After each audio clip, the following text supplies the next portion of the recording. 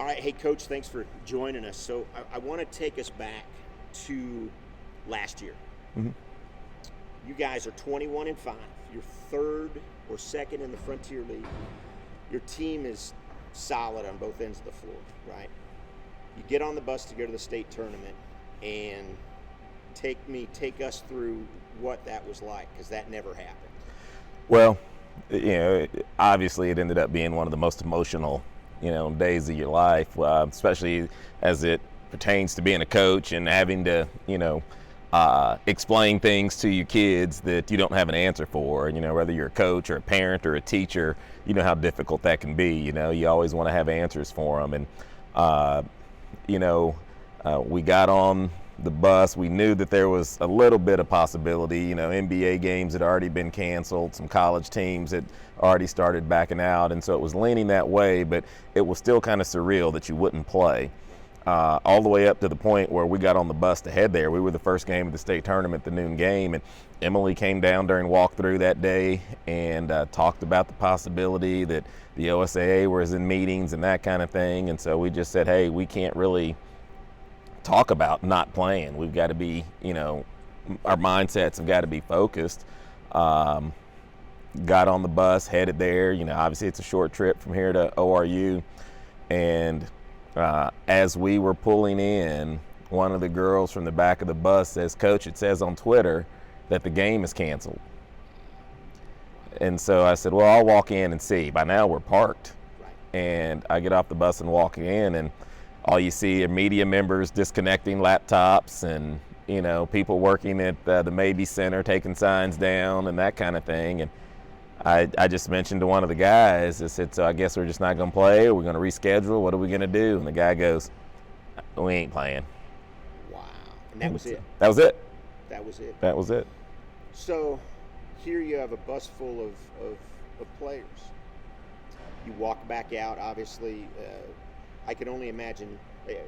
Have you ever been through anything like this? Let's start that. You've never been through anything as a coach, all you talk about is dealing with adversity and trying to put your team in adverse situations on a daily basis to train them how to respond and get through them and that kind of thing. And regardless of the situation, a really tall team, a really fast team, whatever the situation is, hostile environment, your shot's not going in. As a coach, you have an answer for them. You just you do your homework enough that you just have, if plan A doesn't work, this is plan B and this is C, and and that kind of thing. And life didn't prepare me to offer a plan B for a pandemic in the heart of basketball season.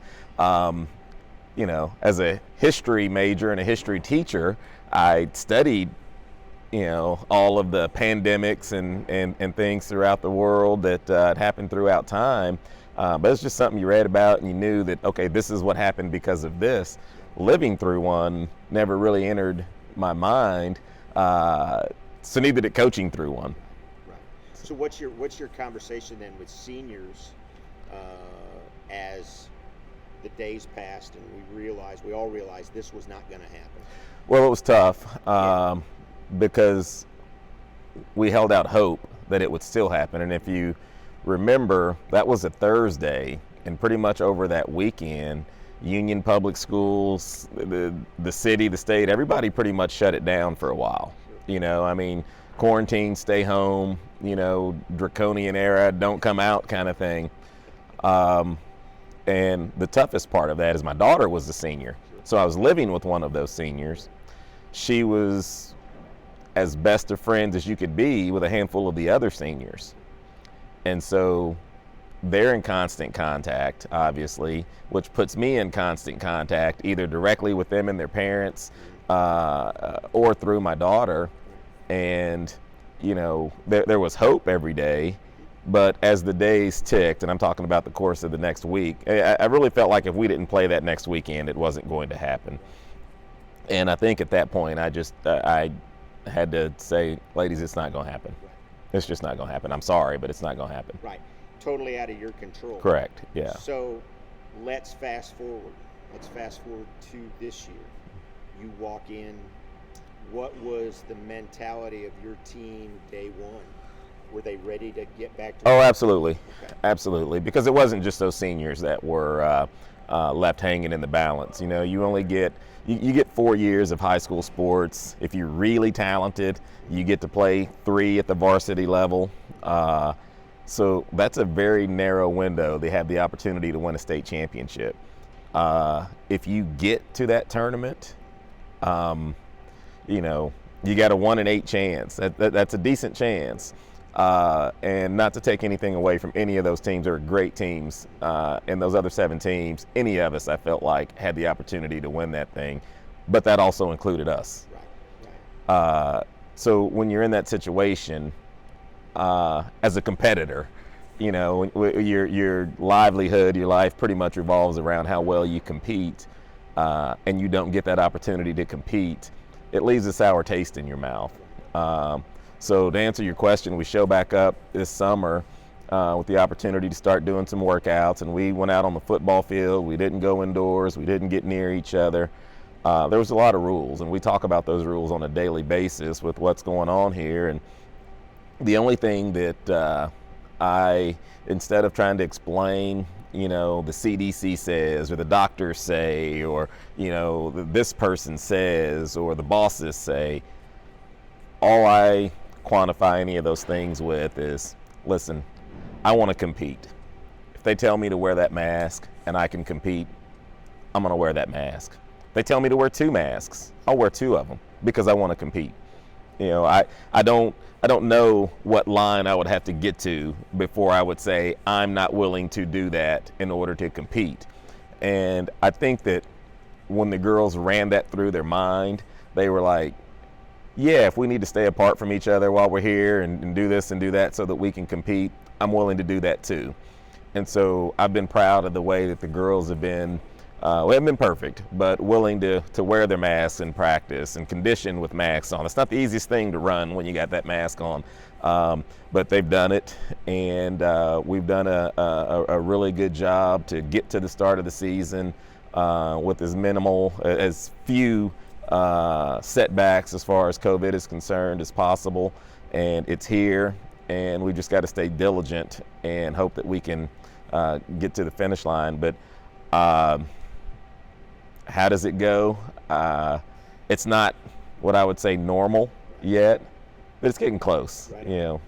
Well, and let's talk about normal. Last night, go to Inola, play in the tournament, play Stillwell, play well, and move on. Talk a little bit about what you saw good in your team last night. You know, this group is starting to gel early for what you want to see this time of the season. They share the basketball well. You know, I only glanced at the stats, but I think we had something like 24 or 5 made field goals, and 16 of them were assisted, which means somebody passed a teammate the ball. So when you see those things this early in the season, you know that you know, that's a positive. You know, our rebounding, all those things that you want to see from a team standpoint, were all really good. You know, Stillwell is a very, very well coached, very aggressive basketball team. They're a 4A team. I didn't know a lot about them going into the game. It wasn't the tournament we were scheduled to be in. It's more of a 4A, 5A tournament, and we didn't have a home. We were supposed to go to a 2-day shootout in Hot Springs over Christmas break that got canceled due to COVID. We didn't have a home. Nobody'd take us, and Inola did, and we're very appreciative that they're giving us and our girls the opportunity to play. You know, so to get the rust off, so to speak, with a very good team effort against a really sound, well-coached Stillwell team was it was good to see. It's nice to see, and moving forward to tonight against Broken Arrow, I hope that we can grow on that. You bet. So let's change gears just a little bit. Let's Sure. talk about Coach Redmond for a minute. Okay. Back in 2017, you left a Booker T. Washington program that was extremely successful, to say the least, at 95 and 40, having made 3 state tournaments, and you come here to take over a Union girls program that was lackluster at best. 22 and 28 the previous 2 years before you got here. Obviously, your daughter was a little bit of a factor, Sure. possibly coming here. But you had a Booker T. Washington program that was well on its way to another dynasty, as Booker T. Washington program says. What was your mindset? Obviously, taking your daughter out of the mix. What's the mindset to come over and be a Union? You know, the new challenge. I think Booker T was a great place, still is. Great friends, lifelong friends. Talk to them almost daily. The relationship I had with the kids there, the coaching staff, was it's an emotional thing for me. Was bar none. I was coming off of a state championship game. We just lost in the state championship game. The following week, I believe the NCAA tournament was in town, and I saw Emily and Justin Barkley at the game, and you know, we just talked casually. I've known Justin, but also Emily as well, for a while, and she jokingly mentioned that, you know, she might have a girl's job, and I mean, it wasn't a thought of mine at the time and whatever else. And then the next couple of days, it you know, I just kind of, what if, and just reached out to her and talked with her a little bit about it, just unofficially and that kind of thing, and just got warm to the idea, and, you know, came over and met with her and the committee, and you know, at some point Dr. Hartzler and that kind of thing. And the more I talked to people, the more I realized that hey, this is a great place. This is a great opportunity. There's a lot of personal things involved, and professional, in that you know, talking with my family, and it was all a go, save for May Redmond. She wasn't particularly interested at all about any of it. Mostly just, you know, didn't want to play for her dad, just didn't. But we got around that, and it took some time as a family to figure that aspect of it out. But I think we did, and we did it on a level that we're both proud of today. So talk about the difference. You coached boys the majority of your career, from my understanding. All of it, correct. Now here you are cultivating a bunch of young ladies. Difference in the two? You know, fourth year, you know, first couple of years, I would have said absolutely. You know, major differences. The longer I do it, the more I realize that it's not that much different. You know, human beings are human beings. You know, what this kid is like is unlike what that kid is like, but like what this kid is like. And male or female, it really transcends those things, our likes and differences, especially when it comes to competing and being an athlete. The biggest change was in me. I think I learned a lot about myself, and leadership style, ability, those kinds of things. There was an ignorance in me when I coached men. It was, you know, because I said so, and competitors and people that wanted to be good respond to that really well. You know, this is how it's going to be, and when you don't respond to that, I say that this is how it's going to be louder. And when they don't respond to that, I either say it louder or find someone else to do the way that I said it was going to be. That's coaching men, they're young men, that kind of thing. And there's a level of that can work with women. However, they were more like, hey, there's no reason to be like that. Just tell me what you want me to do, and I'm going to go out and do it as best I can. And, oh, okay. You know, and so it taught me that if I communicate better, they'll respond better. Not communicate louder, Right. better. Right. So as a coach and as a father and a teacher and an employee and an employer and all those things, it's really changed my life. So that's the biggest change, is what I learned from them and how to respond to it, and just how to get better at it. Sometimes that louder thing shows up, and they respond to it. And then I run it through, and it's like, I wonder if I could have just done that a little bit different, if I would have gotten the same result. In most cases, the answer is yes. But what's happened, especially with the girls that have been here the 3 or 4 years, they don't care anymore. Coach, we don't care. We know what you mean.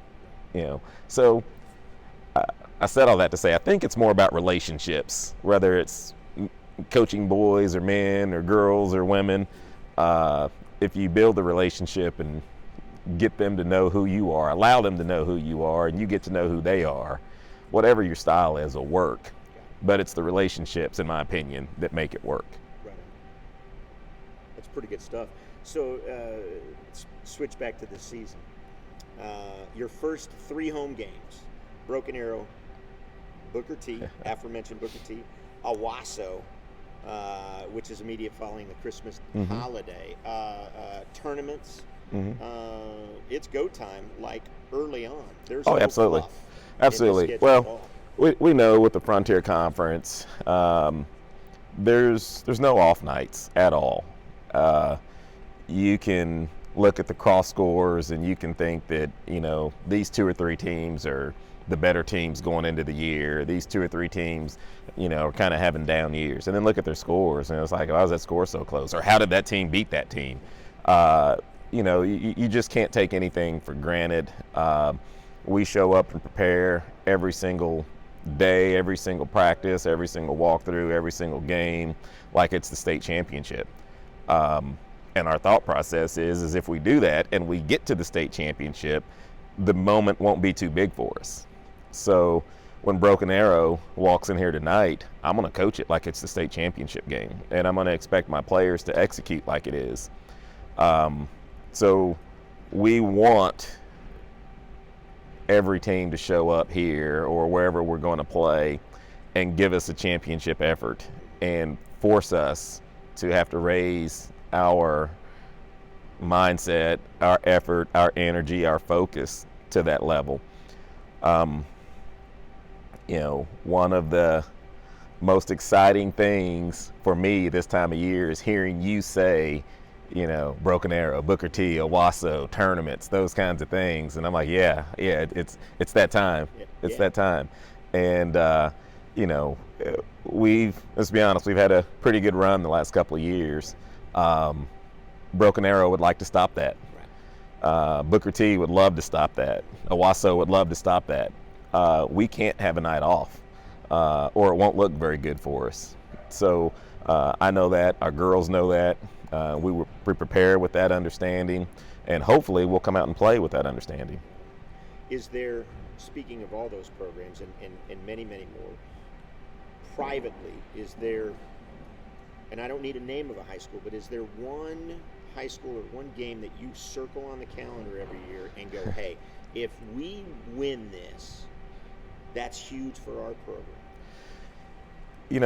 It fluctuates. You get your schedule, in the summer, and you start looking at it, and that, these teams are in the state tournament, or this team played us tough, or this team beat us. And you have that mindset.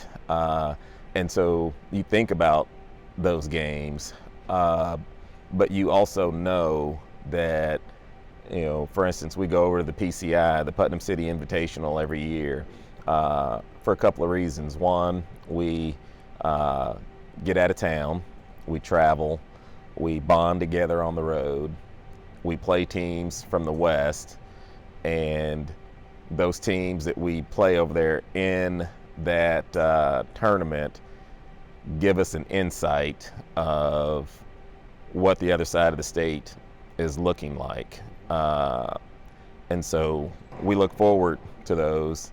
We've been 2-1 over there in that tournament, coming up short of winning the championship over there a couple of times. And, PC West, PC North, those teams who have been really good. Edmond Santa Fe was in it last year. That gave us a lot of trouble. Because of the way that's set up, 3 really tough games in 3 days, Thursday, Friday, Saturday. Sounds like the state tournament, right? 3 really good teams. Sounds like the state tournament. officials that we don't normally have on our floor on a nightly basis. Sounds like the state tournament. So those are the types of things that we circle. As far as around here, it's every night. I can't say that I want to beat Broken Arrow more than Owasso or Bixby or Sand Springs or Booker T. They're all good. They're well coached. They're showing up here ready to win a basketball game. Losing's not an option for them. All of them. We need some of them to have a bad run here at some point so that it's not so difficult. But if it were any other way, I don't know that I could do it.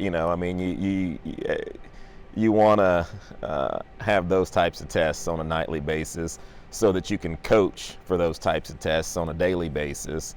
And without that, I don't know that I would be very good at this. That's fair. Last one. Fourth year here, beginning of your fourth year, and overall, how many years coaching? I don't know. Yeah.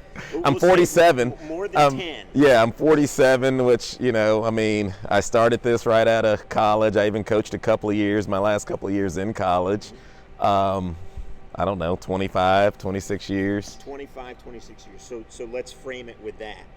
What do you look forward to each year? What makes Coach Redmond come back to this year in and year out and get the best out of now young ladies, young people, year in and year out? It's the relationships from start to finish. Building them. A neat thing that we do here, just because of the way things are set up. Volleyball uses their freshman academy during their season, so our freshmen are sort of without a home. While that's going on. So a few years ago, we started bringing them over with us with the varsity group, and it makes for a tight space, but it's been beneficial over the years. And seeing those girls' response to me on the front end, and knowing that I sound crazy sometimes, I look crazy sometimes, what I'm asking them to do is crazy sometimes, most times, and then, it's really hard, 13, 14, 15-year-old girls to walk into a gym and I'm in coach mode already, and it's time to run, and it's time to get here and pay attention and do what we ask you to do and do it on time and do it consistently. And then the next day we start over and do the exact same thing over again. And they're sitting there thinking, man, this is boring. I want to do something different. And they, no, we're going to do this again and again and again. And them walking out of the gym knowing that they're thinking, this guy doesn't like me. Man, this guy's mean, and then, sophomore year, junior year, senior year, realizing as they become the player that they want to be or can be, realizing, oh, this is what he was trying to get me to. That's what keeps you coming back. Seeing you in the hallways, along with a lot of other people, and the conversations I get to have with Rudy Garcia, the UMAC on a daily basis, and my staff, who are great people, the administration, great people. Union makes it hard to have a bad day. You're around good people, and then you get an opportunity to impact young kids' lives, and that's what my coaches did for me. So it's it's the opportunity. I'm not terrible at it. I mean, I try to get better at a daily basis, but I don't feel like I work. So if you can show up every day, be around great people, impact young people, they pay you for it, and you've not spent one single second working, it's hard to not want to do it for a long time. So there it is. Coach, thanks. Absolutely. I enjoyed it. Appreciate it. Coach Redmond, everybody. Thanks so much.